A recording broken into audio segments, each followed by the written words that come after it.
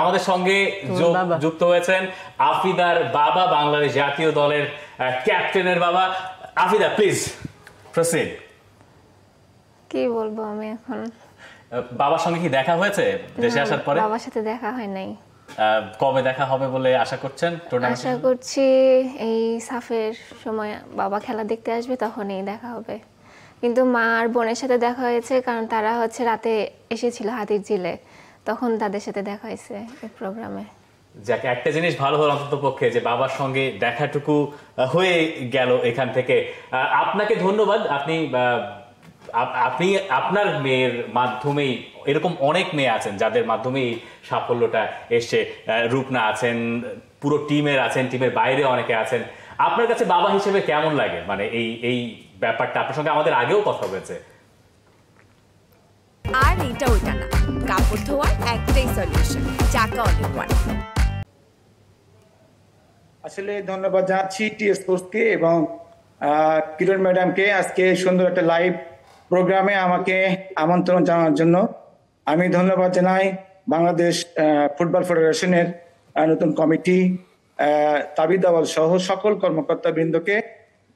তারা যে এই মেয়েদেরকে একটি জায়গায় রেখে দীর্ঘদিন যাবৎ প্র্যাকটিস করিয়ে কিন্তু করিয়েছেন বলে কিন্তু আজকে এখানে এসছেন।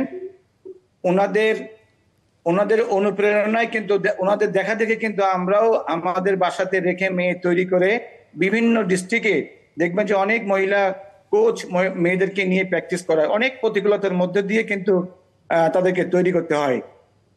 তা এইটাই একটাই শুধু স্বপ্ন যে বাংলাদেশ ফুটবলের জন্য আমাদের কিছু করা। বাবার কাছে কিছু চাওয়ার থাকলে বা আবদার করার থাকলে এখন করে নেন। টি স্পোর্টসে লাইভে আছেন, পরে এটা পাবেন না। বাবার কাছে কিছুই চাওয়ার নাই, বাবার কাছে যা চাইছি সবসময় পাইছি, এখন আমার দেওয়ার পালা বাবাকে। ও দারুণ, এবং আপনি পুরো দেশকেও আসলে দিচ্ছেন, এটা একটা দারুণ মুহূর্ত। খন্দকার আরিফ হাসান, আপনাকে অসংখ্য ধন্যবাদ।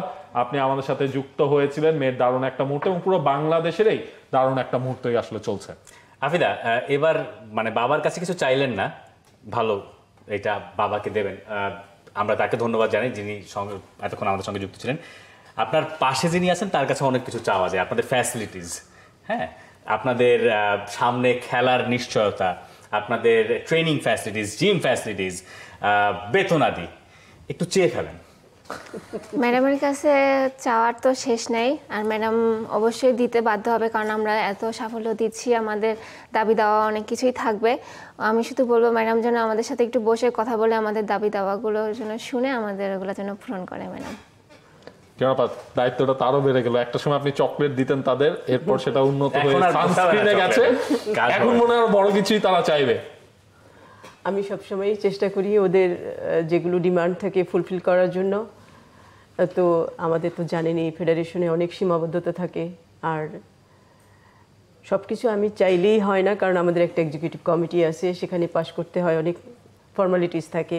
এরপরও যেহেতু আমি ওদের গার্জিয়ান সরাসরি, সেই হিসাবে আমি ওদের ডিমান্ডগুলো সবসময় ফুলফিল করার চেষ্টা করি। যেহেতু আমরা 26-এ এসে অস্ট্রেলিয়াতে খেলবো, সেটাকে সামনে রেখেও আমার অনেকগুলো কাজ আছে। ওদের জন্য ফিফা ফ্রেন্ডলি তৈরি করা, প্লাস ওদের জিমে কিছু ইকুইপমেন্ট দরকার হবে সেগুলো দেখা, প্লাস ওদের যে স্যালারিগুলো যাতে রেগুলার হয় সেটাও দেখা। সেটা গতকালকেও আমি রিমাইন্ডার দিয়ে এসেছি ফেডারেশনকে, জিএসকে, অ্যাকাউন্টসকে, যে এগুলো যেন স্মুথলি হয়।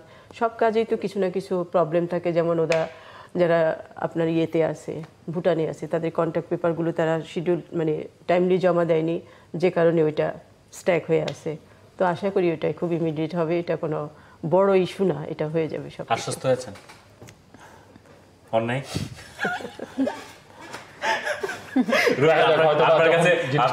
আপনার কাছে অনেক কিছু জানার আছে। For more updates, subscribe to our YouTube channel and click on the bell icon. Follow us on Facebook and Instagram. Download T-Sports app to enjoy exciting games and highlights. Visit tsports.com.